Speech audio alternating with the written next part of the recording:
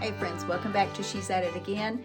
I am packing to go on a trip. Now, if you're anything like me, I can't pack until the mood hits me, but I started packing and right in the middle of it, I thought, you know what? This is something I guess I could share with somebody. Somebody might find this interesting. So if you're not traveling, this really isn't going to mean a whole lot to you, but this is for those who are traveling. Apparently, I was not planning on doing a video today, but short and sweet, this is the gist of it. So I have all my stacks of clothes right here. I have skirts and shirts together. I have like 10 stacks of them up here on the bed.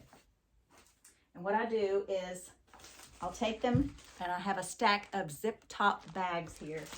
When I say I have a stack, this is for when we travel. There's a lot of bags in there. So I take and slide 1 day's worth of clothing in here. So I have a shirt and a skirt or a pair of shorts, whatever. I don't do undergarments in here. I leave those in a separate container. But I slide them into the Ziploc bag, zip it almost all the way closed, put it on the bed. Make sure it's a soft surface like this.